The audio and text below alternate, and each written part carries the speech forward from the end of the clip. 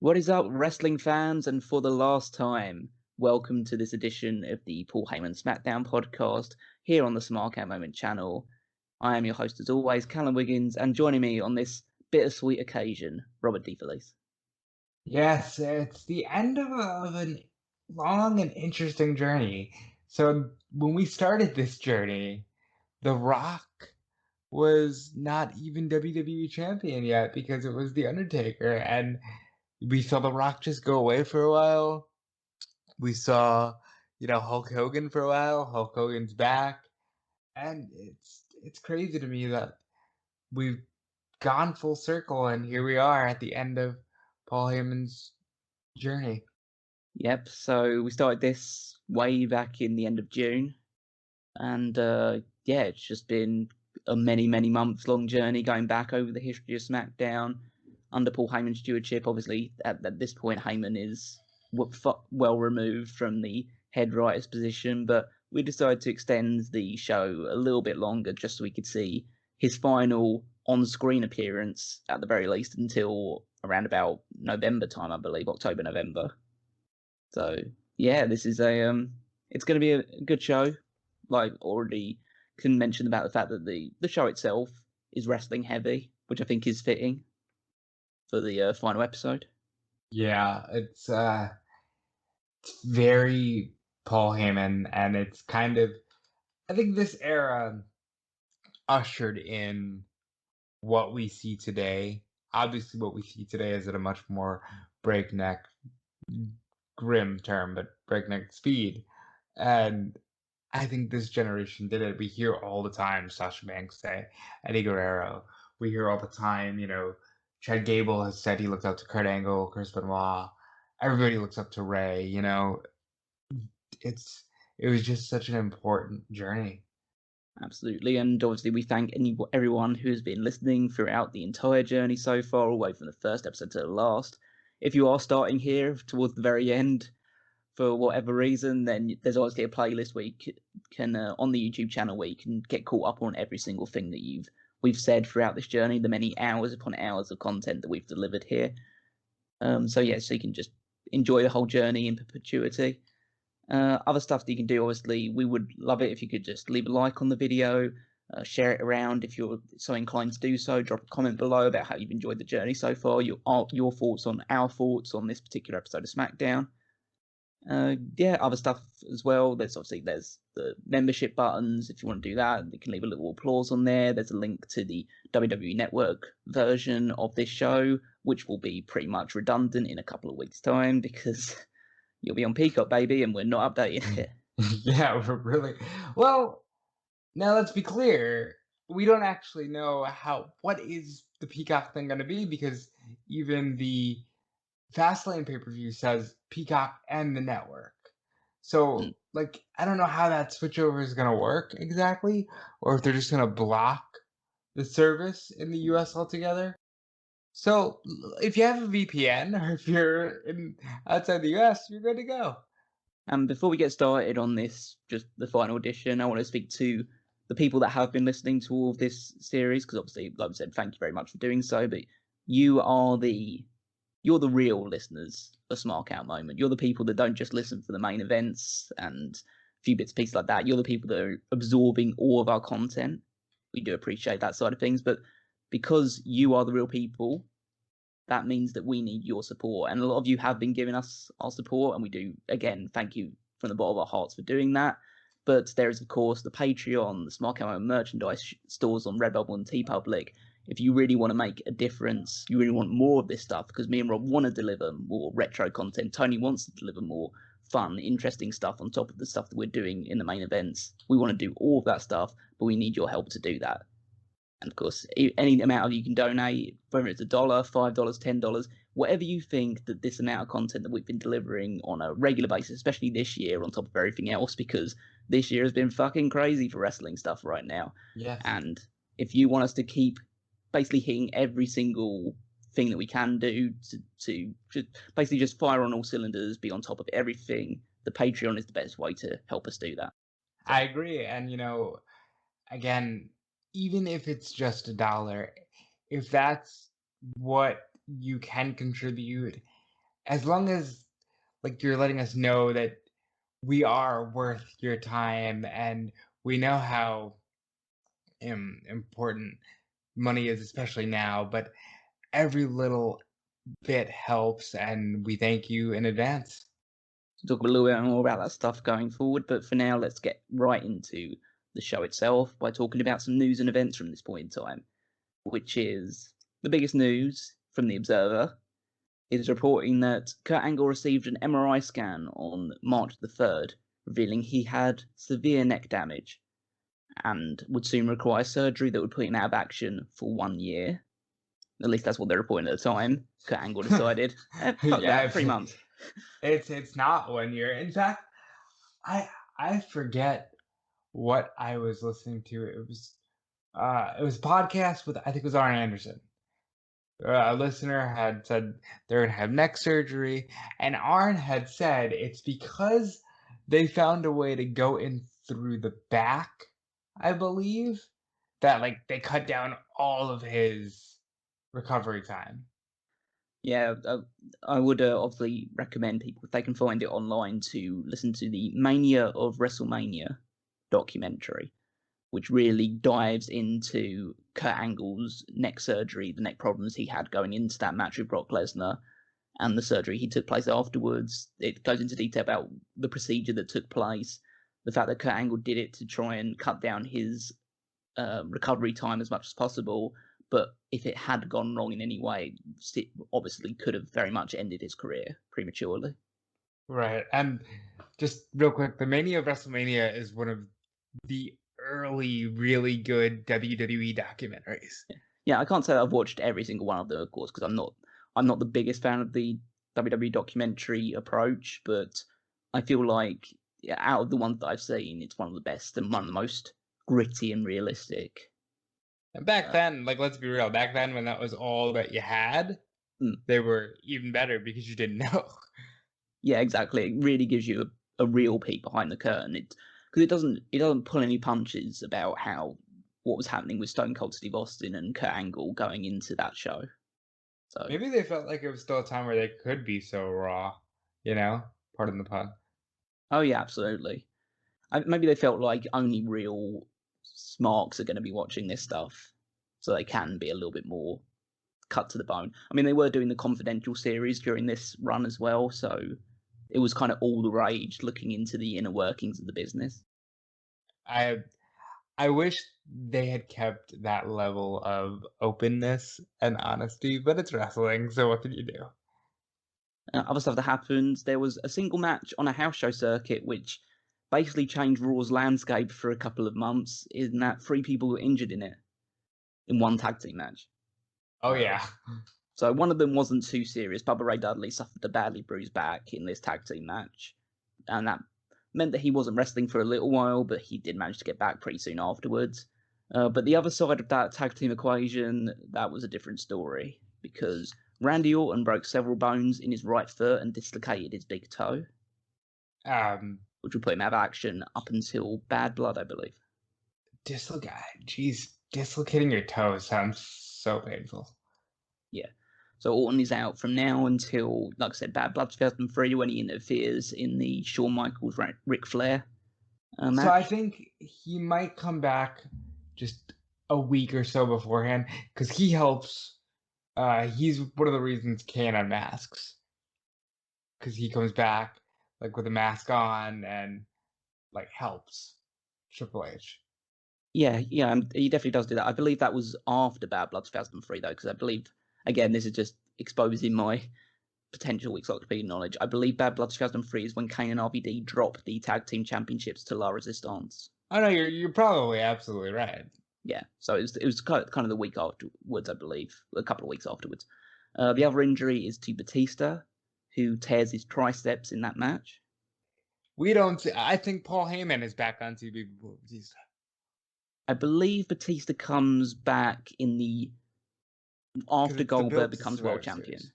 Yeah, it's after Goldberg becomes world heavyweight champion, because he has a match with Goldberg while Goldberg is heavyweight champion, I believe. Right. So what they did was, Hunter drops the belt Unforgiven at Unforgiven, and he does a I think $250,000 bounty Hmm. on Goldberg, and Batista comes back, shatters Goldberg's ankle, and that's when you get Evolution at full force. That is still that's like late October, early November. Yeah, absolutely. So they're both out of action for a while. The only other bit of news that I saw is apparently that Eddie Guerrero wasn't particularly happy with the Los Guerreros vignettes they've been doing. He basically his issue, Really? his issue was with it isn't exactly with the content itself, but it was the setting. It said that he didn't like the fact that they were essentially being portrayed as two Hispanics in Beverly Hills doing all this stuff, where he wanted it to be a bit more gritty and being filmed in Mexico itself. So it wasn't a case of them just being like. So I guess the idea it's more racially motivated. Put it into Los Angeles because the idea of like, oh, they're two Mexicans picking on white guys essentially, or something like that. Right. Whereas they want to put it more in the Mexican setting because then they're just two guys that like to lie and cheat and steal in whatever like they're just scumbag dudes, not it's these Mexicans kind of thing. Yeah, but that was the only other real piece of news that I found in any way intriguing. So let's talk about Monday Night Raw. And before we do that, we have to talk about the ratings war, because Raw ends the ratings war where they have been dominated for the vast majority of this entire journey, and they end it on about as high a note as they possibly can, with their highest ever rating in this entire journey. Hell yes. A 4.5 to mark the return. Nowadays, God, that's like 3 times as much as they're getting nowadays. That's like unfathomable. Yeah, so in response to the presence of both The Rock and the return of Stone Cold Steve Austin. Oh, wow. Yep. So that's what we'll talk about a little bit. In comparison, SmackDown scored a 3.8, totally respectable for the time period they were in, but was always going to be blown out of the water by that number. So that's so. It speaks volumes to the importance of stars. Look, we all love the colossal posters of everybody being a star. And yes, it makes it seem like, boy, it's the most star-studded thing ever. But when you can just put Rock and Austin on TV and you get a 4.5, that's so crazy. Yep. It's just the thing. And you say, like, when everyone's a star, no one's a star. Right. And these two are stars. That's the difference it makes. Like in comparison, it's just like looking over the numbers. Like Raw at some points during this year, Raw at their lowest this year got a 3.1. Really? Yep, that was on the 11th of November edition. Again, 3.1 right now would be like, holy shit. Yeah, absolutely. But like a 1.4 leap from that amount. Obviously, it wasn't like that. Like they'd been getting higher ratings for a little while anyway. But a 4.5 is still a massive leap. So that's the power of these guys. And let's see what this show has in store. So one of the biggest parts of the show, obviously, there was Austin and The Rock. They would go face-to-face on this show. Austin returned, and essentially what the idea was that Bischoff had planned a welcoming committee for him, which consisted of people like 3 Minute Warning and Chief Morley, Rico, Jericho, Christian, those sort of people. And they were waiting outside for Austin to turn up. Austin drove up in his pickup truck and basically decided, okay, I'm just going to plow straight through everyone. So that's what he did, and just went straight to the ring. Cut a promo for a little while about how, like Vince, he told Vince a little while ago he could take his job and shove it and all that stuff, but he's back now and he's going to go to WrestleMania at some capacity. Rock comes out, they go face to face. Rock backs down. Austin beats up 3 Minute Warning and Rico, and that's the closing angle of the show. Okay, so I don't want to get too off the beaten path here, but I did hear this recently where somebody had said on the Ruthless Aggression documentary, Stone Cold Steve Austin had basically said, oh, it's my fault. I wanted to prove a point, but I could have handled it better. Do you think that Stone Cold Steve Austin was one at fault? I think that it was a stupid idea to give away Stone Cold Steve Austin versus Brock Lesnar on television. Could he have Yeah. handled it better? Yes, but he was totally in the right with that decision. It's the idea of, like, he's protective of his character. Not so much protective of his character, he wants to make fucking money. He wants the company to make money. Right. And, like, you build up Brock Lesnar for a long time, and realistically, you could have done WrestleMania 19, Austin against Brock. And that would have been, I would say it would have done major business and stuff like that, but it would have been arguably a bigger deal than Kurt Angle and Brock Lesnar. So, yeah, I just don't think that Austin was in the wrong with his decision. And, yeah, maybe the way he went about it was the wrong way of doing it, but it doesn't change his decision being the incorrect one. Right. I definitely think he was in the right. I can understand, especially now knowing his love for wrestling, that he probably wanted to do more and feels like he wasted his final good months. But I don't think he was in the wrong.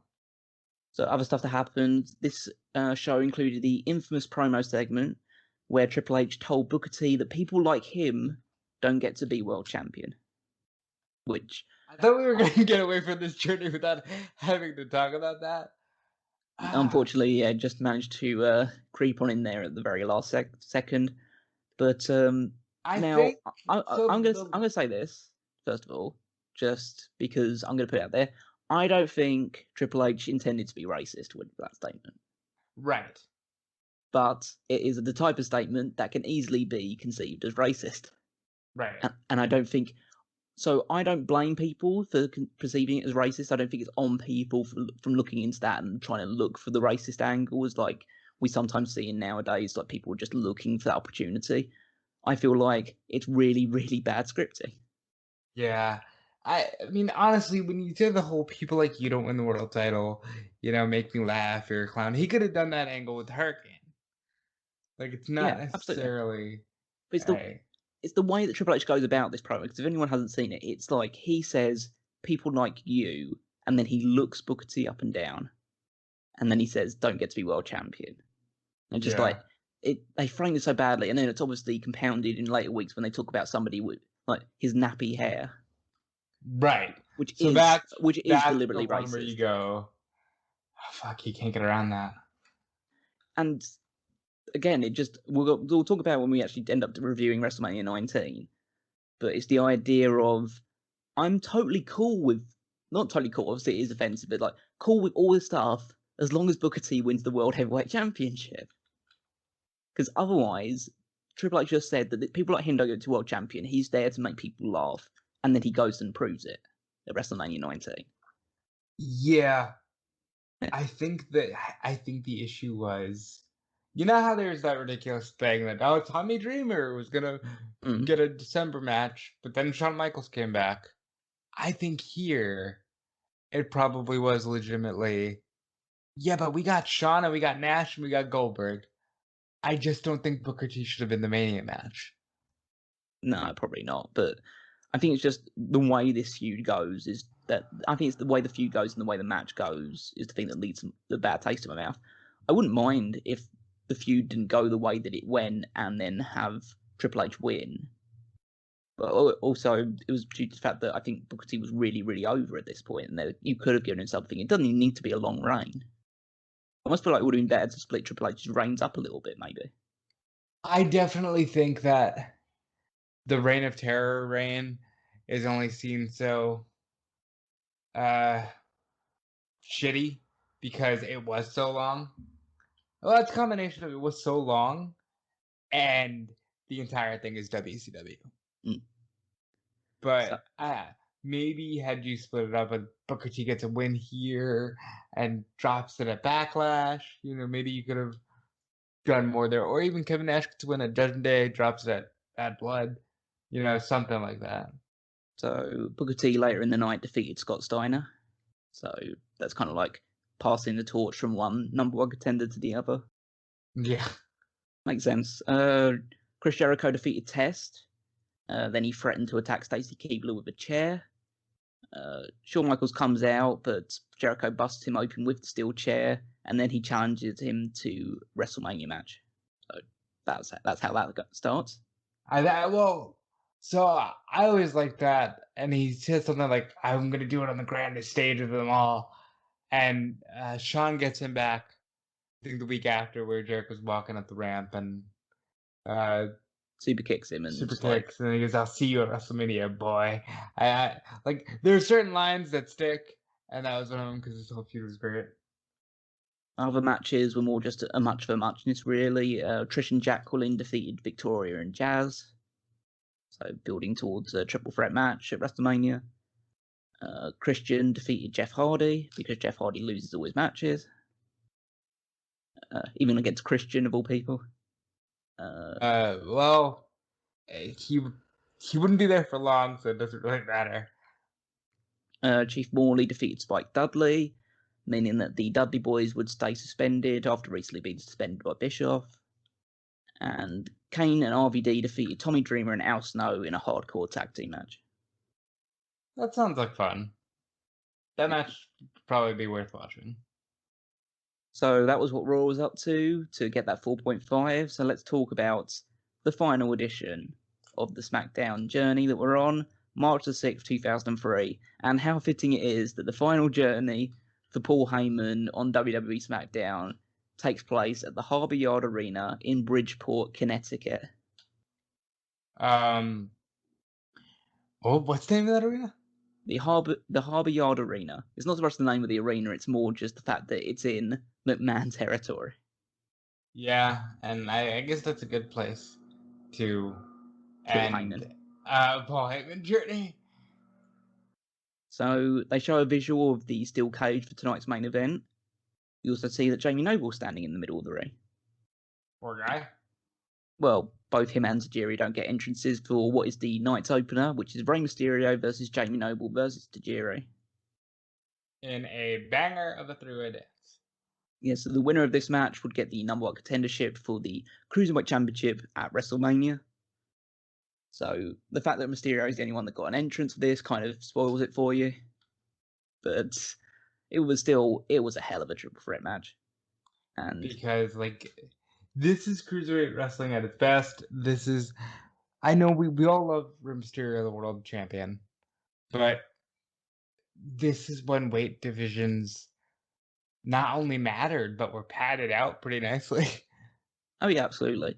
So this is the first we've seen of Tajiri for a little while. He was in Japan for a while, unfortunately due to the loss of his child, which was obviously a sad occasion for him. But I did not know that. No, I didn't know that either before just looking back, and that was the reason why he would have been off TV for a couple of months. So, but he was back now, back working, and hadn't missed a beat in terms of his in-ring stuff because he was, honestly, Jamie Noble was a third wheel in this match. Yeah, but he's on the downward swing. Oh yeah, absolutely. But it's just like he was just there to get beaten up by the other two guys, and that's totally fine. You can have a triple threat match built around that, but Jamie Noble really did nothing to even give you the impression that he was going to win this match. But it wasn't his moment, and I must say, he had moments on this journey. He was very much one of the stars. So Mysterio hits a seated senton on a Noble and covers, but Tajiri breaks out with a drop kick to the face. Tajiri does an awesome bridging German suplex to Noble, but Mysterio breaks it and hits a standing moonsault on him. Mysterio and Tajiri just start slapping each other in the chest for a while. So it's not just all the high-flying cruiserweight shit, they're also striking the hell out of each other as well. Tajiri then hits one of the worst ever standing handspring elbows of his entire career on Noble, where he just basically rolls into the ropes. He must have just lost his footing or something. Yeah, it didn't take away from the match as a whole, but it was fine. And we see Noble doing the bump that I've only ever seen Rey Mysterio take, which is him sliding him out of the bottom rope and landing chest first on the floor. Mysterio is the only person that's ever taken that bump. it becomes like a Mysterio signature to the point where like now he uses it as like a tag team thing where he'll have his partner, throw out now so he can splash on the guy. Mm. It's very weird, but it works for Ray because Ray's little. So Noble gets Tajiri in an electric chair hold, but Tajiri then grabs Mysterio for a superplex Tower of Doom spot. Always a staple of the triple threats. I hate those spots. Like, I never want to see. I want the day to come where those aren't a thing anymore. Tajiri applies the tarantula to Noble, then he connects with the buzzsaw kick, but Mysterio breaks the pin at the very last second. Tajiri whips Mysterio into a 619 to Noble, but as Tajiri covers Noble, Mysterio drops the dime on him. Noble puts his boot on the ropes on the pin to make sure that he doesn't get pinned. Mysterio hits another 619 to Noble on the apron, who does one of the scariest and most awesome sells possible, basically just flipping out from that backwards to the floor. Like, Noble knew he was getting just his ass kicked the entire match. Thought, I might as well try and do something memorable on this. He basically slides off the back of his head, almost, down the apron. Really. See, we have a Cruiserweight title now, and I don't see any of this. No, it doesn't feel as exciting or as, I don't know. It almost feels like it's too sanitized now. I think, and they aren't characters; they're just people. Largely, I wish we could talk more about Ray's ascension to the top, but I think it has to do with that, and that everybody wants to be a world champion now instead of just being a really good cruiserweight. So Tajiri then kicks Mysterio out of the air. He tries to suplex him into the ring, but Mysterio flips through into an O'Connor roll, gets the pin. So, yeah, a lot of fun. The fact that you can tell this sort of story and have this much fun in just over 5 minutes is pretty remarkable. That's how it was back then, man. That's the one thing I'm going to miss the most from this journey. They maximized their time, man. So Hogan and McMahon will both be on the show tonight, as is a match between Chris Benoit Rhyno versus Team Angle. I'm surprised Hogan and McMahon didn't do at least a 4, but they came in just shy, but still. We have Los Guerreros versus the FBI team of Chuck Palumbo and Johnny the Bull Stamboli. Battle of the Stereotypes, am I right? So, yeah, absolutely. We finally have the first version of the Viva la Raza theme music that will follow Eddie for the rest of his career. Yeah, this is one of those theme songs that, everybody knows. It's great. Because I think we're learning a lot now that everybody was a fan back then, and it's cool to hear it here. It's not as, crisp as obviously it would be. No, not yet. It's still first version. Pretty cool and pretty iconic. So Chavo slaps Palumbo early, baits him outside to be attacked by Eddie, because even though they're on the transition to being baby faces, they still wrestle as heels. Yeah, but they're getting away with it because they lie, cheat, and steal. So Stamboli tags in straight into an Eddie dropkick. Palumbo then hits a jumping punch to Eddie from the floor with the referee distracted. Eddie's trying to scramble to his corner, but Palumbo overpowers him, lifting him into a hard Samoan drop. So FBI basically just taking over. They do one thing where they switch out bear hugs on Eddie without making a tag. I don't understand these spots. What, the no tag spot? Yeah. Because typically they follow it up with oh, you see that? I clapped. You know? You heard the tag. It's well, if you're going to make the noise, then just complete the tag. The team is so irrelevant at this point, the FBI, that Cole confuses one for the other at this point. That's terrible. So it says that Palumbo's got the bear hug when it's actually Stamboli. And nobody correct him? I think Taz did. I don't understand why they brought the FBI in to begin with. When I look at how they were utilized so early on, it was just nah, no. They immediately were these guys aren't anything, but we have them, so let's put them on TV. Yeah. So Eddie reverses a pop-up power bomb into a Hurricane Rana, makes the hot tag to Chavo, hits a spinning tornado DDT out of the corner to Stamboli. Palumbo hip tosses Eddie to the floor, but goes over the top rope himself. Eddie then throws him into the ring post to deal with him. Chavo throws Nunzio into the ring, beats him up as well. Now, then, this really gets weird. And it wouldn't be really... It's actually quite fitting again to end this journey with some really weird camera cuts and editing. What do you mean? It's the Kevin Dunn special, Callum. So Stamboli catches Chavo off of a dive and does a fall-away slam. But as he lands, Eddie connects with a frog splash. And Eddie lands right on Stamboli's face. Now, I'm going to say this, and it might catch me a little bit of flack, especially, and I'll caveat with the fact of saying that Eddie Guerrero is one of my favourite wrestlers that ever lived. I think he's awesome. He is fucking sloppy. He is. Yeah. This isn't the first time he's done a frog splash and landed on a guy's face. So, like, everybody loves the Eddie Guerrero frog splash. And, like, there are a few that are really, really good. But for the most part, I was always like, I don't know, there's people who do it better. Like, RVD, I always thought would do the frog splash way better. Okay, just look at this. RVD does the frog splash better. Montez Ford does a better frog splash than Eddie Guerrero did. Yeah. I would say, and again, this might be controversial, Chavo does a better frog splash than Eddie does. He might. I don't like that he does it, though, so I try to just, like, block it out of my mind. No. But there is a few really great frog splashes, like the one that he hits on Brock Lesnar to win the WWE title is a fucking awesome frog splash. Also, the Brock is a nice base. Oh, yeah, absolutely, but it's like he twists in midair while doing it. It's great. But, yeah, like... But no, I agree with you. It's weird.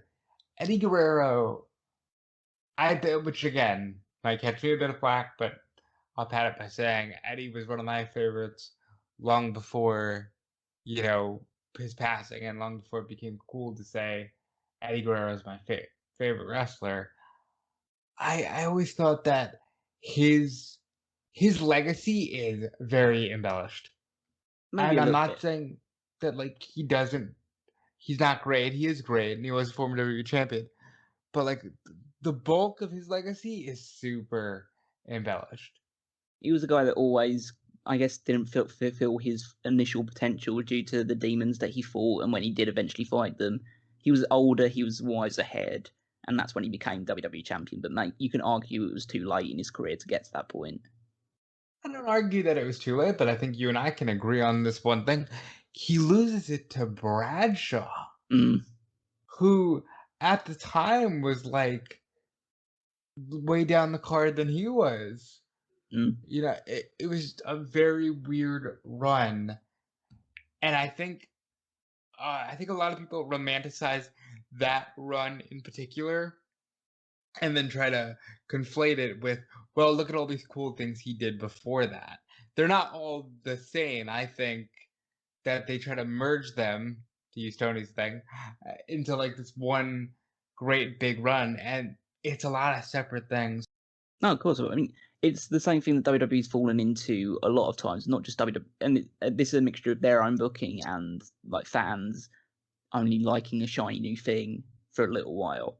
It's like Eddie winning the title and Chris Benoit winning the title at WrestleMania 20, or Eddie retaining and Benoit winning the world title at WrestleMania. Fucking great, everyone loves it. And then these two, the ratings just fall off the cliff because people aren't actually interested in these two. Right. Like the general, I don't want to say the casual fan because I hate the phrase the casual fan, but the idea that just people who just watch wrestling for the star power, those guys aren't stars. The same thing can be said of Kofi Kingston more recently winning the title. So it's a great moment. Him winning the title was a great moment. In there too. Yeah. People loved Seth Rollins until he gave him Seth Rollins. I think like that's part of that like star power thing. You could say what you want about John Cena or Randy Orton or even Roman Reigns. They bring an air of importance. Oh yeah, I totally agree. But it's just the idea of everyone loves the chase with these guys, and then they just don't buy into the journey after that. Just as an example, it's like when there's a video game or whatever. Like once you reach the end of it, you don't want to play like the aftermath. It's like, oh, you slayed the dragon in this video game or a D&D quest or whatever you want to call it. You slayed the dragon, you don't go on and then just live a normal life of like just being a common do good hero doing a few other little small tasks and stuff like that, because people don't care about that side of it. Yeah, it's like I'll be honest, I think it's kind of bullshit that like it's almost, it would work better if wrestling was seasonal for what you just mentioned. If you could have that cutoff point and go, and they lived happily ever after, and then come back with a new story, I think it'd be better off. Well, But yeah, I think it's unfair when fans say we want this, and then as soon as they get it, like with an Eddie, it's, oh, maybe I didn't want it that much. but anyway, going on a little bit of a diatribe there, but otherwise, there was a lot of camera cuts and edits, so I assume that some elements of this were completely botched. And Oh, they well, tried we to saw that a lot on this journey. Oh yeah, but they tried And to save it in ironically, a post. lot of them were Eddie matches. So Los Guerreros win, and FBI are now 0-3 since debuting. I'm so glad. FBI then beat up both Guerreros post-match, so no one gets over. That's basically that's WWE booking 101 in like years going forward. Just like we have their babyface or the heels win, doesn't matter which way, they're just gonna get beaten up by the other person post-match anyway, so they both look like losers. And even more WWE going forward. Oh, but Los Guerreros are over because they're fun characters, and pretty soon we're not going to have any other tag team, so they're over. So we see Paul Heyman looking terrified backstage, asking what he did to deserve this, and talking about what Lesnar's going to do to him inside the cage. That's awesome. He screams to his agents in the locker room. We've got all the agents in the locker room. We've got Team Angle, got Big Show, got A-Train, all in the locker room together. Show says that they have his back tonight. That Angle seems to back off. He says, I don't want to get involved with Lesnar in terms of physical sense. We're going to get through this using my brains instead. Says he wants to talk to Stephanie from his position as WWE champion and due to their personal history, and see if he can get something changed. So that's Angle's proposal. Right. And we cut to Angle and Heyman arriving at Stephanie's office. Angle and Stephanie seem like they're pretty cordial with each other, but Heyman wants to take the lead because he's a negotiator. Heyman talks about his respect for Stephanie, but and asks for like a small concession. He then screams and begs at her feet to get out of the match. I love it. It was great, yeah. He's just like literally just groveling at her feet, just so terrified and whimpering about having to face Brock. Angle drags him up, tells him to be a man, and leaves, and says that he'll handle it from here. Heyman actually just yells in terror as he leaves. Just like us, oh my god, just like all that stuff. Stephanie wishing him good luck, sarcastically. It's so good. I bet she did that when they fired him too. Angle then changes tact, asking like Stephanie if she remembers Valentine's Day when he gave her that rose, and then took it away because he was whiny about Lesnar getting a match against him. He also tried to kiss her. Well, that's the point where we get onto this, where Angle turns on the charm, talks about their past and how they both had a thing for each other, and he removes Stephanie's jacket.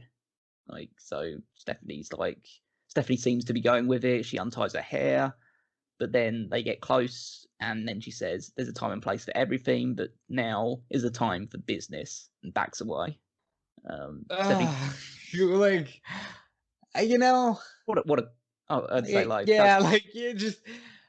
we've seen Stephanie's role in this journey has been the most uncomfortable, I think. It's been very fluctuating. She fluctuates from heel and babyface quite often during this journey. Which, sadly, because it's 2003, means she fluctuates from strong, powerful businesswoman to slut.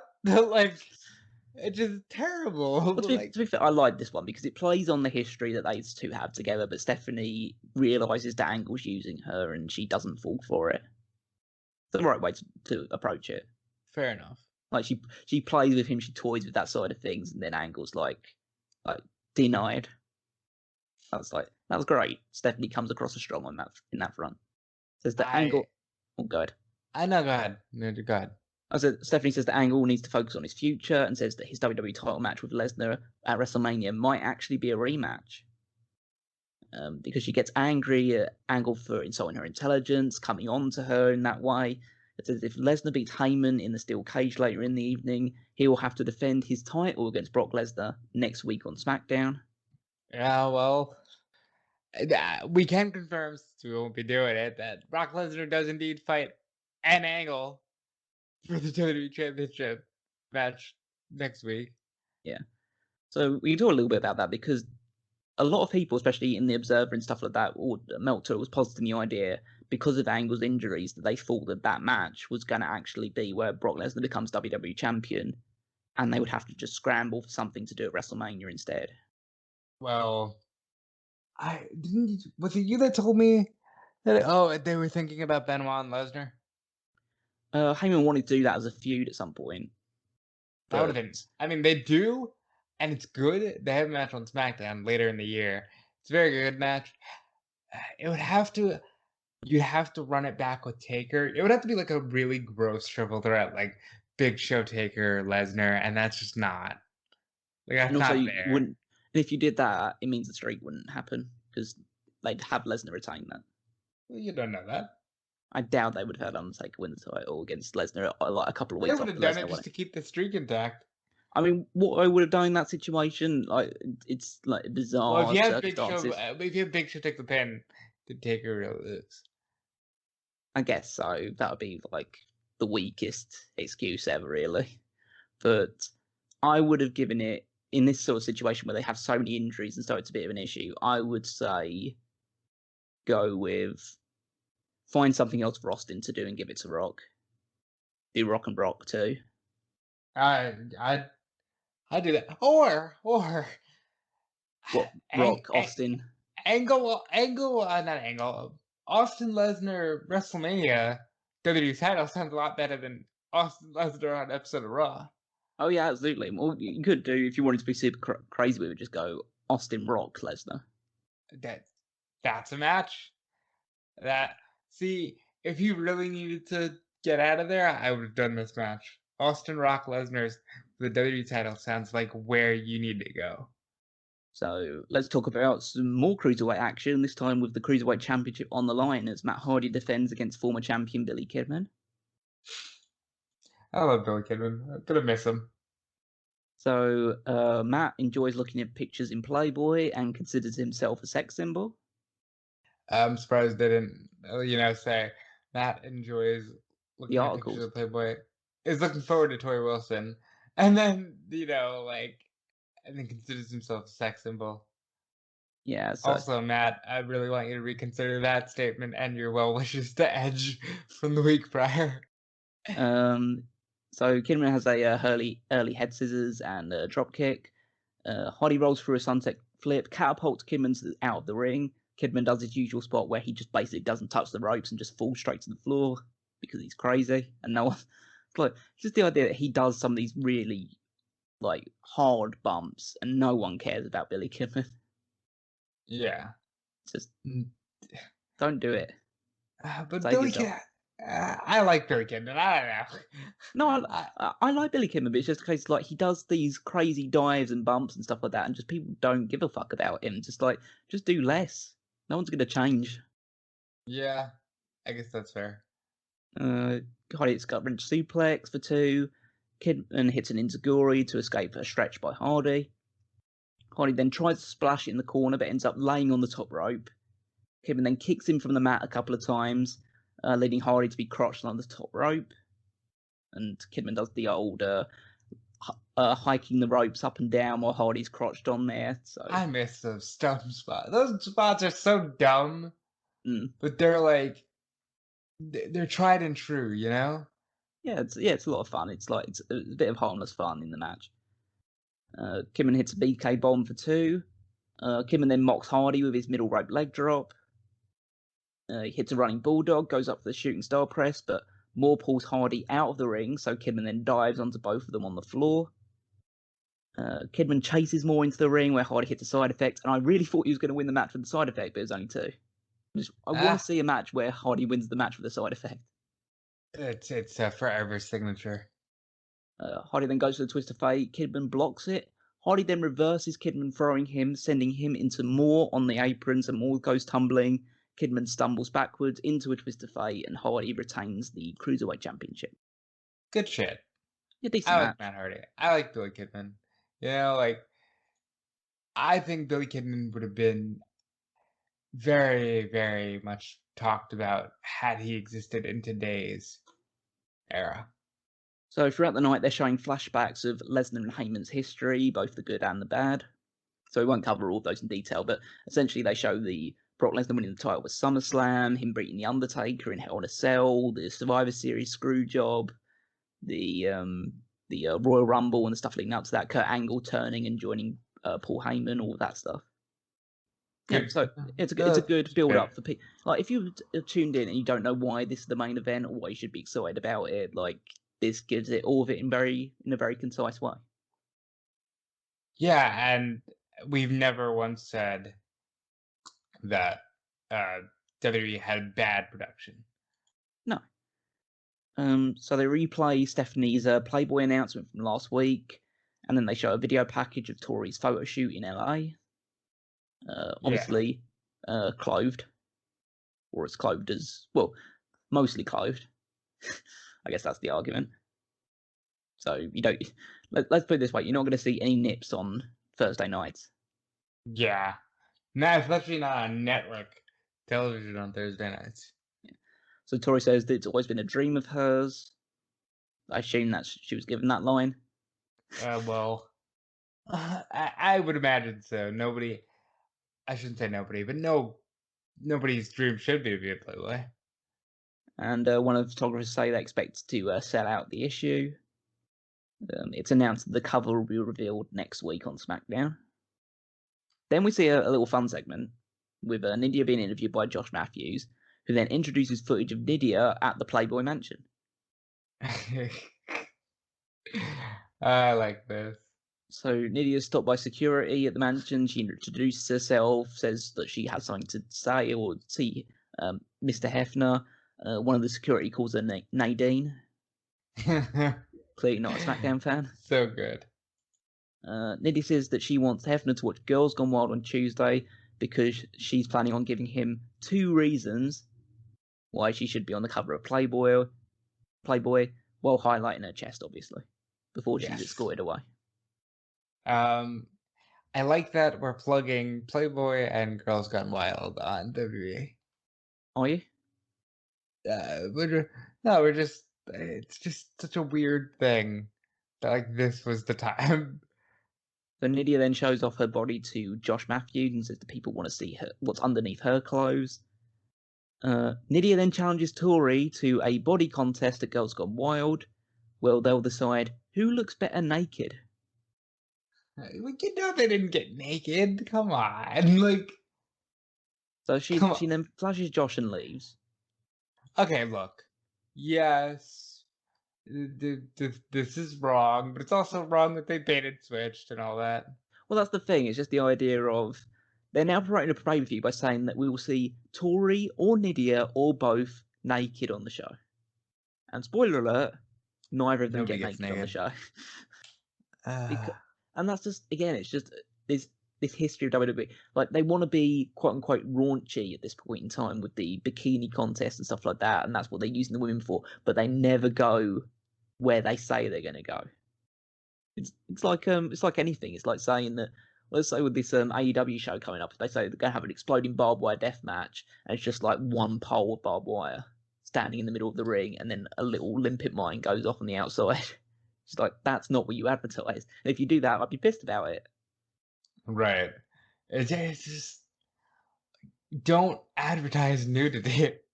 The whole segment is weird. Like Tori, any woman in WWE, just like any man in WWE, their goal should have been the women's title. Even if Tori can't really wrestle, the goal should have been women's title. The SmackDown women have been all about their tits for the entire course of his journey. We saw a man have sex until he died. Like, what? And that's what they're there for. Women's titles for the... It's so wrong. It's so wrong. So, let's talk about what will end up being my least favourite segment on this show, which is Hulk Hogan talks to Jimmy Corderas backstage, telling him to let Vince know that he'll be in the ring so they find out who the coward really is. We have another really, really long Hulk Hogan segment where he's basically the crowd gives him a long ovation and says that he's done playing games with Vince and he's not going anywhere. Hogan says their issues go back longer than 20 years and only can be settled one way, so he calls Vince out to the ring. Vince comes out, he only stays on stage, the crowd starts shouting asshole at him. Vince says, the asshole's the one in the ring. Yeah, I like it. It's good. So then there's just this really, really long back and forth between the two of them in bits and pieces. Vince says Hogan isn't a man, he's a shell of a man. And basically what this is typified by is basically McMahon starts saying something and Hogan says, shut the hell up, brother, and then starts talking. That's basically this entire promo segment. There you go. So Hogan cuts him off, says McMahon is delusional. This is the one. If you think I was the right guy, like. Yeah, no, but it's just that Hogan, his voice goes really early on in this promo, so he's really croaky by the end of it. He's not used to yelling, brother. Yeah, it's just the idea that like, they talk about how the fact it's not time for catchphrase and stuff like that. Like they try, this is serious, brother, but he can't stop saying brother during it, for fuck's sake. That's just who he is as a person, though. I know, but it's so weird. It's just like, oh yeah, this is not about gimmicks. It's not about me being like the all this what you gonna do, brother, and stuff like that. But it's like, just like brother didn't become part of his gimmick until he was older, because he's from a time where everybody was just like tell you something, brother, brother, like. So like Hogan cuts him off, says that McMahon is delusional if he believes that he created Hulkamania. He says that Hulkamania thrived in spite of Vince McMahon, which I guess if you look at today's booking might actually be correct. See, Hulk Hogan's the one guy who cannot say that. Stone Cold, maybe. Bret Hart, Shawn Michaels, sure. Hulk Hogan, no. Well, that's the reason why I hate this promo segment so much. There's two reasons. One, it goes on way too long. And second of all, it's because they're both just slinging bullshit at each other. Like, as someone who's basically just looked into a lot of like stories revolving around this, basically, I could probably say about 75% of what they say during this promo segment is completely untrue. But they're trying to forge a narrative. So basically, it talks about the idea that Vince Hogan says it makes Vince sick that he was the person who put WWE on the map. Wrong, Bruno Sammartino. It depends how you want to look at it. He was the guy that made it like nationalized or whatever you want to call it. But says that like the idea that everything that Vince owned is due to Hulkamania. And a lot of it is due to Hulkamania. A lot of it is due to the Attitude Era. Again, slightly contextualizing all that stuff. Yeah. The man says anybody could play the role of Hulk Hogan. Wrong. Well, no, Hogan. Here's the disconnect. Here's the disconnect. They wanted to do the evil Vince McMahon character with the good guy Hulk Hogan character. Those they don't match up. No, but it's just the idea that anyone can play the role of Hulk Hogan. You love or hate the guy. Nobody is Hulk Hogan like Hulk Hogan, and nobody could be Hulk Hogan like Hulk Hogan. Right. Just like that is just him. That's why it thrives so well. But Hogan replies that everyone Vince gave the ball to, no one ran as fast or as hard as he did. Wrong. Brock and Steve Austin. Yeah. He challenges Vince to prove he's a man by getting in the ring with him tonight, and his voice is now really getting croaky. Vince says there's no chance in hell of that happening. He says that he doesn't hate Hulkamania, but he hates Hogan. Vince says he created Hogan, and then Hogan abandoned him to work for Ted Turner and compete against him. Then he talks about how Hogan testified against Vince for the federal government in the steroids trial. I love that line. It's completely false. Hogan did not testify against Vince McMahon. He testified on the behalf of the state government, but he did not. None of his testimony put Vince McMahon in a negative light. Like the only testimonies that really put Vince in a negative light, one of them was Roddy Piper, who talks about how this doctor that was being involved with this whole steroid scandal would help the wrestlers get their candy, quote unquote. Yeah, which was the steroids side of it. I mean, I could go on for ages about the steroids trial and stuff like that, but I'm not going to because it's not particularly interesting. And Vince was acquitted of all charges anyway, so there's not much point really. The only thing that the steroid scandal proved to me is that like there's just some people who want wrestling to suffer. They just don't like it. Well, actually, no. What that proved to me is just how difficult it is to put a rich person in jail. Well, but like they went after the wrong things. Yeah, they did. Well, yeah, but there's also, again, I don't want to again go into too much detail about it, but it's just there is rumor and speculation about the idea that the doctor who was involved in it was tipped off before he was raided, and so he destroyed anything that could associate them and Vince. Do you think that they would have had a better chance at going for the female referee and the sex stuff instead of the I mean, steroids? it's a weird thing of like maybe Vince just can't be caught with this sort of stuff. Like, maybe I there's think something about Vince that means he can't get caught for any of this. I don't know. I don't know. I think I, that there's I mean, I don't want to put the stuff out there because I don't want to indict ourselves because right. we have to say for the record and everything else, Vince McMahon was acquitted of all charges. Absolutely. He was found not guilty in front of a jury of his peers. So absolutely. I like it's just weird to me that like they I don't know. I just feel like you always hear about that. It seems like there should be more to it, but at the end of the day, it just seems like they weren't able to come up with anything. And maybe that's because, Vince was able to game the system. Maybe it is what it is. But either way, Vince was acquitted and has been able to make it through the rest of his life. So Hogan responds saying if it wasn't him, McMahon would still be rotting in prison today, and he makes some sort of reference to the fact he'd probably be getting fucked in prison as well. Yeah. At the time. McMahon says his family gave Hogan his name and his big break. Wrong. I would pop if somebody would mention the name Vern Gagne. Exactly. Plucked him out of a small town in Minnesota and made him a household name. Oh, God. That's not actually McMahon's family did. They gave him the name Hogan. Yeah, Vince Sr. gave him the name Hogan. But Vern Gagne gave him his big break. Yeah. Because the AWA, people forget, was a really big deal at one point. And Hogan was its biggest star for a while. I'm not saying Hogan didn't go into greater heights when he joined WWF, but he certainly didn't start being a name in WWF. So he then he says that he plucked him from a small town in Minnesota and made him a household name, part of the fabric of Americana. There it is. Completely wrong. But man says they won't have a match, but they will have a fight. He says the first real fight Hogan's ever had. Because wrestling's fake. Like, there's some good lines here from Vince. Yeah, but it's something like wrestling's fake. That's the reason why he's doing that. That seems like that's such a line that people get angry at people in AEW for saying. It's like, you're just saying that all other wrestling isn't real, so he's going to have a real fight and WrestleMania instead. I guess so. It's what I don't like about it. I mean, it's a good line, but it just makes him feel like basically the entire rest of his career is just being fake play wrestling, which it has. But this is also going to be fake play wrestling. And at the time, that was like cool verbiage and shit, whatever. Like, I don't know. So he says that he wants that fight to take place at WrestleMania 19.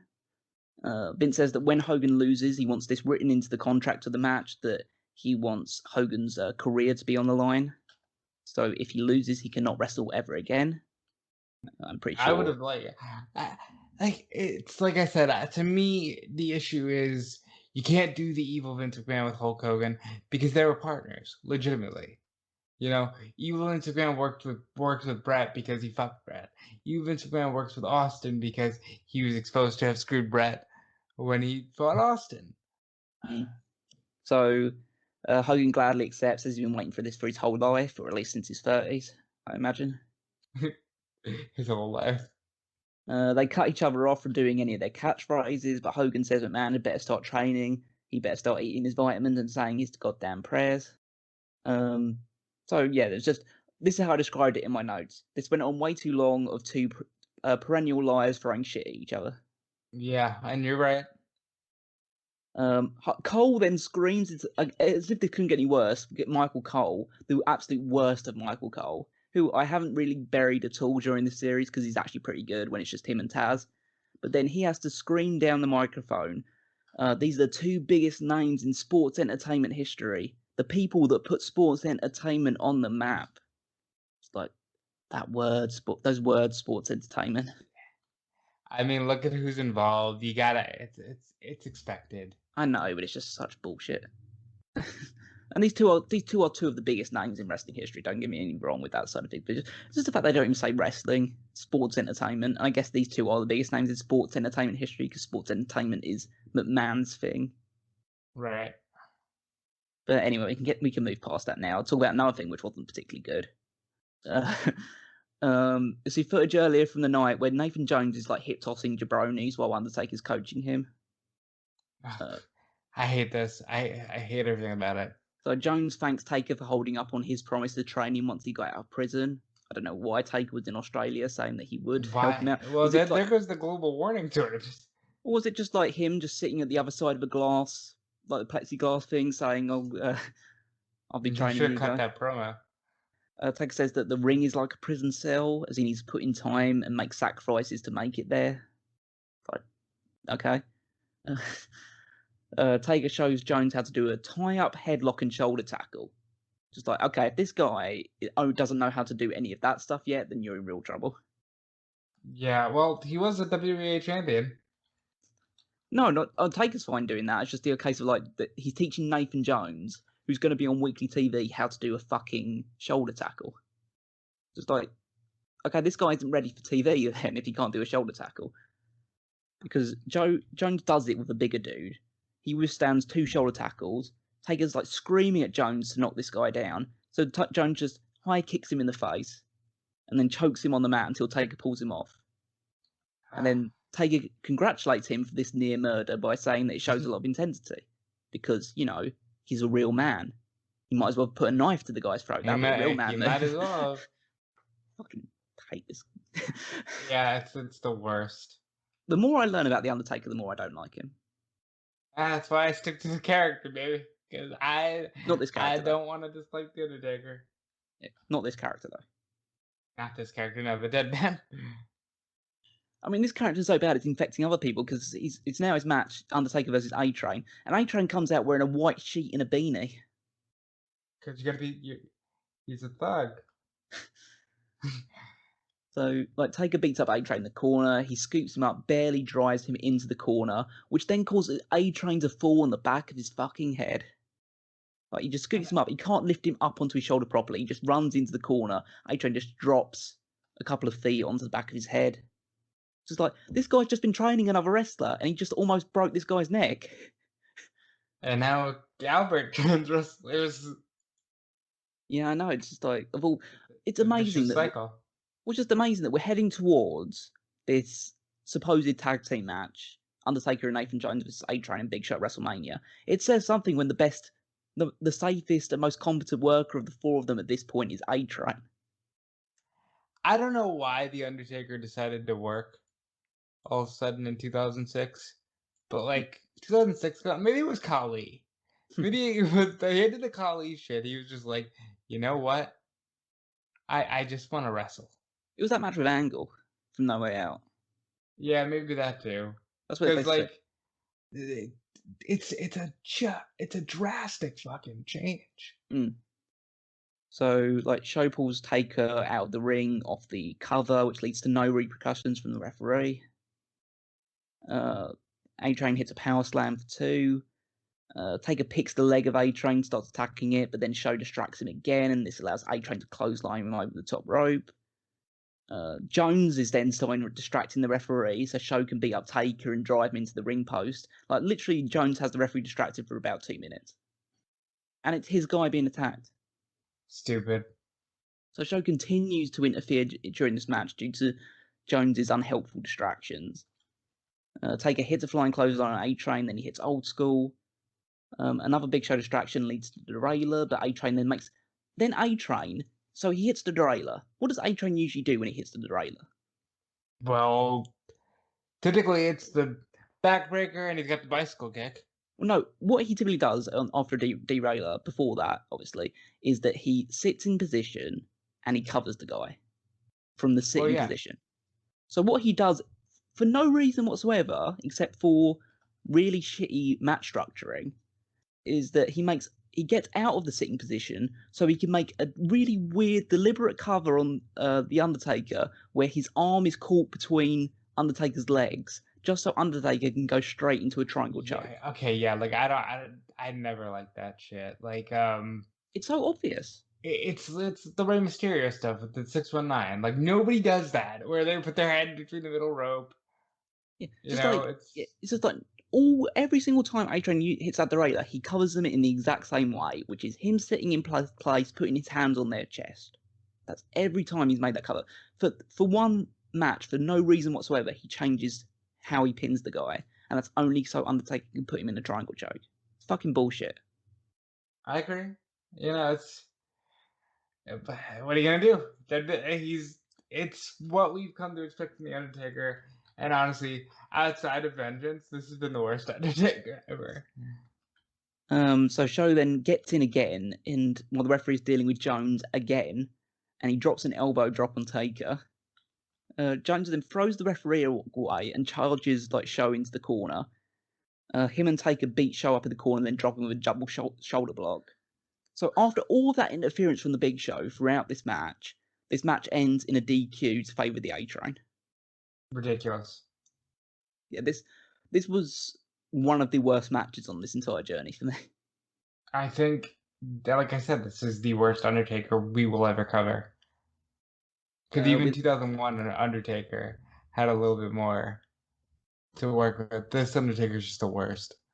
So we see the cut backstage and show Stephanie is leading Big Show and A-Train out of the building, saying that they need to leave for their own safety, so they won't interfere in the Paul Heyman Brock Lesnar match. So that's good. It explains it well. Yeah, you know, it's a wonder that they never split them again. I guess because Brock never wanted to cut another promo in his life, but they did the split well, and Heyman knew exactly how to be a punk bitch for Brock Lesnar. So after that absolute disaster of a match between Undertaker and A-Train, we get to end, at least like in terms of a quote-unquote real match for this series, we get to end it on a really high note. End it on something great, which is Team Angle versus Chris Benoit and Rhyno. How good is Shelton Benjamin? How good is everyone in this match? Everybody in this match is great, but like Shelton always sticks out to me. Rhyno, I always felt like they could have done something more with. Charlie Haas is very Chad Gable to me. Like he's great, and they could have done more with him. You know, they just never did. You know what I first appreciated about this match before it even got started? Benoit and Rhyno are already wearing matching gear. Well, yes, because back then people used to care about shit like that. Yeah. So we have some mat wrestling early on from like Benjamin and Benoit. Rhyno and Haas get involved at some point. Rhyno hits a belly to back suplex on Haas. Benoit then gets a Northern Light suplex on Haas for 2. He applies the crossface on Benjamin, but Haas tagged him blindly, breaks it up. Haas hits a power slam at one point. They do a double down off a clothesline. We get a first hot tag of the match, which is Rhyno making the hot tag and dropping everybody, including hitting a broski boot on Haas, I believe. Which is pretty cool. Yeah, and then he hits a belly to back suplex. Haas then distracts Rhyno. Benjamin hits a super kick, gets a 2 count for it. The match goes through a commercial break. We're back with Team Angle still in control. Rhyno's trying to fight back against them. This is one of my favourite spots in the entire match. Team Angle goes for their leapfrog spot, but Benjamin leaps all the way over the top rope to hit Rhyno on the back of the neck because Rhyno has an injured neck instead of doing the regular leapfrog spot. This is the complete fucking opposite of the Undertaker and A-Train spot from that last match, because this is something that makes sense and is fucking cool. Logic is awesome. So they work over Rhino's neck. Benjamin does a neck breaker across his knee. Rhyno eventually breaks this assault with a spine buster. Benoit makes a great hot tag because when Benoit makes a hot tag, it means that everyone's flying all over the place with suplexes. It's shitty because I know we always say it. Yeah, we always say it. We can't. I want to be able to praise this fucking guy. He's so good in the ring. Yeah, so he hits the triple German suplex on Charlie Haas, hits the diving headbutt, but Benjamin breaks it up. Benjamin whips Rhyno into the barricade, while Haas beautifully blocks Benoit's crossface attempt with a drop toe hold, which I don't think I've ever seen before. Like, he goes into crossface, immediately transitions into a drop toe hold. It was awesome. Then he gets him into position for the Huss of Pain. Rhino breaks it up. He gores Shelton Benjamin. Huss throws Rhino out of the ring, but then he's caught in the crossface. Eventually has to tap out. Fucking awesome match. Great match. Yeah, it was really nice to end it on that note. In terms of like the action. Obviously, we have another quote-unquote match, but it's more like an extended angle, that match. Whereas, like, this, in terms of like just being a match, this is the perfect way to end it. Right. Looking towards the future, we see John Cena walking again using a cane. He cuts another rap on Lesnar. He has a King of Clubs card hanging on the top of his yellow bandana for a very good reason. But this promo, again, is just why Cena was going to be a star.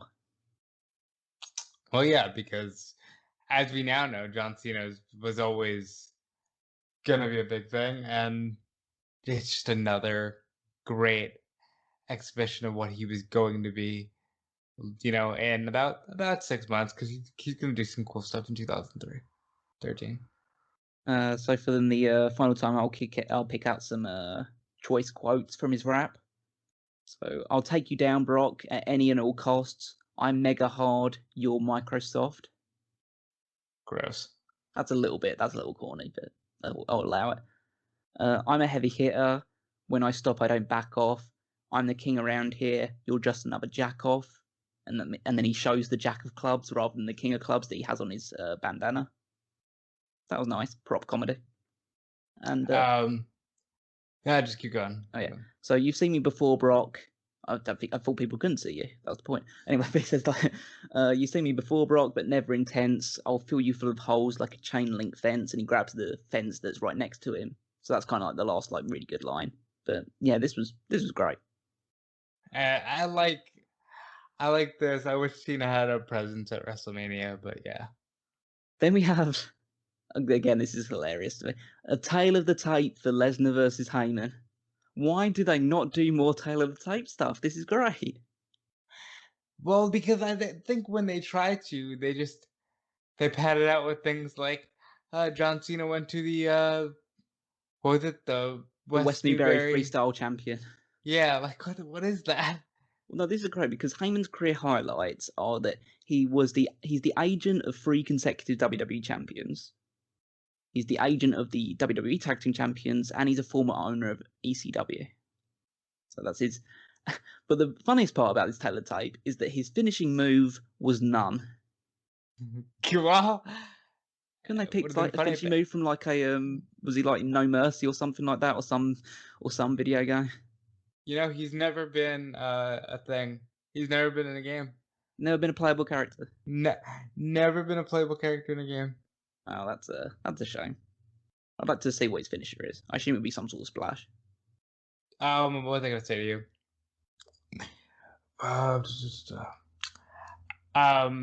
Yeah, they could have done something funny, like said a bounce check or something. Like they could have gotten away with it. So Heyman's talking backstage with Angle, saying he can't win this match. Angle grabs him by the jacket and says, "What's at stake if Heyman loses?" So Huss and Benjamin, they come in there angry at each other for losing. Angle pulls them in and says, "True champions get through adversity." Good advice. Yep. Angle then grabs Heyman and says he win because they're a team, and not even Brock Lesnar can stand up to the 4 of them. So except there's a cage though. Exactly. I like this part as well. Just before the main event, they show footage of SmackDown's tour of South Africa. So they did 3 nights in South Africa. The SmackDown crew. Just a nice little like video package saying like just showing the journey and stuff like that. I thought that was like just a cool, nice touch. Yeah, they used to do like I know during I think it was the 04 Cena Booker T thing. They actually like had a match, an important match. They used to actually go places and do things as opposed to just going, "Isn't it so cool that you're watching these WWE superstars live?" These things just actually mean something. I mean, they go cool places. They go to Saudi Arabia every year. Oh, well, that's true. That's the best we've got. So we're in final match of the journey. Brock Lesnar versus Paul Heyman. It's actually really fitting that the final match of this entire journey involves Paul Heyman. Yeah, and if nothing else, Brock Lesnar is the top star on SmackDown. You know, Brock Lesnar was really made throughout this journey, so this is kind of like the perfect match to end the journey, and it is what you would expect. So this steel cage has a door in the center of the ring ropes, like in the center of one of the ring aprons, rather than actually in the corner like it usually is. So that was unique. Maybe something they were trying. I don't think we've ever seen that again. No, yeah, it's a little odd. It reminds me of the cage, the Hell in a Cell matches in Just Bring It, Right, because it's like literally just in the middle of the thing, and you got to break through it. Yeah. So Heyman's accompanied by all of Team Angle. Angle starts scaling the cage early on, but Lesnar goes after him. He's attacked from behind by Huss and Benjamin. They throw Lesnar into the cage repeatedly. They hit a double flapjack on him. Benjamin, they set up for the German suplex super kick combination, but Benjamin accidentally hits Huss. Lesnar then starts just destroying everybody, throwing them around the cage in response. Taz notes that Lesnar looks home inside a cage. I like that because he's a killer. Or more than that, he then spends a lot of his career post WWE inside a cage. That's good. That's good. I forgot about that. It works well at the time, and then you can look back at it as well and just be, oh, that's a nice little nugget there. He throws both of them through the door to the floor. Heyman is then in the ring. He's on the floor still. He tries to apologize to Lesnar. He's grabbed, but Angle attacks them from behind. Lesnar reverses him and throws him into the cage. Angle's busted open. Heyman is now in the ring. The match officially starts. Then they do. I think this is a lot of camera cutting and editing as well, because Lesnar gets Heyman up for the F5, but Angle's climbing the ring. And I think that they do a lot of camera cuts from showing Lesnar and Heyman and then showing Angle climbing, but they never show them both in the same frame. Which makes you feel like, okay, it took a long time for Angle to actually climb up over the top into the ring. And in the meantime, Lesnar's just holding Heyman in place for ages rather than just hitting him with the move. It's so good, though. Brock Lesnar is a great entertainer. Even though he seems like such a fighter, he's a great entertainer. I know. Unlike the segment earlier, where the editing made it look really shitty, I think the camera editing here made this look really good. So kudos for them for that. So he trips up Lesnar, so Heyman's safe for a couple more minutes. So Angle slam to Lesnar, but then Lesnar kicks out of Heyman's pin. So Heyman has a near fall over Lesnar. Well, he can say something that probably not a lot of Hall of Famers can. So as Angle applies the ankle lock, Lesnar tries to escape. Oh, not Lesnar. So Angle applies the ankle lock to Lesnar, and Heyman tries to escape. Lesnar is able to grab him and pull him all the way back while still being stuck in the submission. Angle continues to assault Lesnar as Heyman is now trying to climb over the top. Lesnar fights back. He sends Angle flying. He grabs Heyman as he reaches the top. I was actually super impressed that Heyman managed to climb all the way to the top of the cage. Yeah. So good on him for that. If you're going to have one athletic feat in your life, you better make it look good. And then he drags him back down. He pummels into the mat. Lesnar gets Heyman up again. He boots Angle to the floor. He finally delivers that elusive F5 to Heyman, who sells it really well. Yeah, he takes it well. Lesnar wins. He will face Kurt Angle for the WWE Championship next week. And so, yeah, it was an angle rather than a match, really, but it was very, very entertaining. I think it's one of the best pieces of business Paul Heyman's ever done. I thought he was very good in the Punk stuff. I think the Punk stuff was ruined because the people helping in that case weren't as impactful as Kurt Angle and Team Angle. Yeah, it's not the same to have like Ryback and Curtis Axel. So but Paul Heyman's very good, and it's a fitting end to the journey because he just got basically decimated. Yeah, it's the that's the end of Heyman, both on TV and behind the scenes for a long time. So yeah, but it was a solid wrestling heavy show. There were the down points. I think the promo segment with Hogan and McMahon went on too long, and the Undertaker A-Train match was a complete train wreck. Not in the A-Train way, but like just an actual train wreck. Almost. Yeah, but But yeah, there was some good wrestling. The Cruiserweight triple threat match early on was great. The Cruiserweight singles match was good. The quote unquote main event wrestling match, as it were, between Team Angle and Benoit and Rhino was really great. And the main event angle was a lot of fun as well. And at the end of the day, I think this is the perfect end to the journey. It's great wrestling, good angles, Kurt Angle's still just a top-notch wrestling show. So that's it. That is the final I feel episode. Weird about it. Yeah, this is the final episode of SmackDown that we will review on this journey. It doesn't mean it's the end. It's not the end of the journey, but it is like the end of the main part of the journey. Yeah, it means that we're never going to be sitting down and watching, obviously we might do it in our spare time and stuff like that, but we'll never be reviewing another episode of SmackDown from 2003 unless, of course, you want us to do that for the Patreon Pick Your Poison thing at the $50 tier. Then you can get us to watch any episode of SmackDown. If you want us to do Paul Heyman coming back and then quitting again at 2004, it's there. You just got to donate to that Patreon. Exactly, but yeah, for now, at the very least, this will be the last thing we see from 2003 SmackDown, as it were. It's not the end of the journey yet, so you still got a little bit of time, because next week, or it will be next week or sometime very soon down the road, maybe a week, 2 weeks, however we decide to position that out, just for the ease of both of our schedules.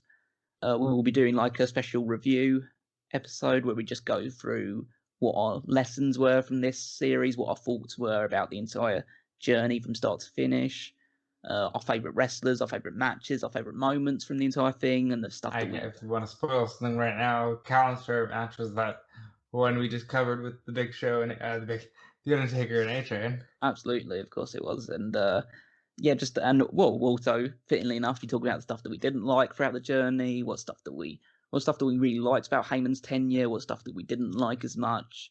Just go through that. Maybe spend like an hour or so discussing that. And that'll be like the real close of the series. And then, of course, we will be doing, in some form or fashion, a review of WrestleMania 19 or a watch-along or something of that ilk. Because at the end of the day, one, that's what this whole journey was leading to, and two, it's a damn good WrestleMania. Absolutely. We'll be getting Tony involved in that because it's one that he hasn't seen from start to finish. And yeah, so that'll be the best possible way to end it. We don't know when that will end up being recorded, or whether we'll do it live or anything to that extent, but we don't know when that one's going to be, but we'll figure it out and let you know ahead of time. But yeah, for now, this is the end of the journey. I've thrown out a few plugs already. I've mentioned the Patreon and the Redbubble and TeePublic merchandise shops, but there's other ways that you can support Smark Out Moment, of course. That's by heading to the website, smarkoutmoment.com, checking out the articles, leaving comments, liking, sharing the articles around on social media. You can follow Smark Out Moment, of course, on social media at Smark Out Moment on both Facebook and Twitter. Other than that, there's the Fanboys Anonymous, which is Tony's geek culture side of things, where anything you want to know about movies or TV shows, comic books, video games, you can find a lot of awesome information in there. Not information, but a lot of great articles. And the articles have information, so I guess it is a lot of information in there. But we'll be doing stuff on the Fanboys Anonymous YouTube channel. So there's currently the Review to a Kill series, where myself, Rob, and Tony are going through all the James Bond movies and doing a review of those. We also recently did a special draft of the Pokemon from Generation 1, where we just drafted our favourite Pokemon against each other. That's a good time. You guys need to check that out. There's also stuff in there about Mulan. There's Batman, Superman, Public Enemies, a watch along there. WandaVision's ending, so we're going to do something on that. We just don't know what or when, so this might actually be up before that, but that's something to be on the lookout for. And yeah, we're doing so much great stuff over at Fanboys Anonymous as well as Smark Out Moment. So remember, keep hitting up those Patreons, because at the end of the day, you are in control. And yeah, of course, it's a good time to just subscribe and hit the notification bell on Smark Out Moment, because next up we'll be reviewing, doing our post show of AEW Revolution. So we've already got the predictions up there on the YouTube channel and on the podcast feed. So if you haven't checked that out already, then do so now before the show itself takes place, because those predictions become pretty redundant after the show takes place. Right. But definitely join us for the post show as well. I think we might be doing that live as well. So if you've got if you are subscribed or you have the bell for notifications turned on, then you'll be able to find out when we are going live. So that'll be great. And there's plenty more stuff to go forward. I mean, it's pretty much WrestleMania season, so plenty of content coming your way on this channel. Rob, with WrestleMania season, you're going to be doing a lot of stuff as well. Yeah, that means I'm busy. So, of course, you can find me every day at Fightful.com doing all sorts of cool stuff with Sean Ross Sapp and Jeremy Lambert and the whole team over there. You can check out Fightful Select. They're always breaking scoops, such as, we're leading into AEW Revolution weekend, so be on the lookout for a lot of cool stuff there.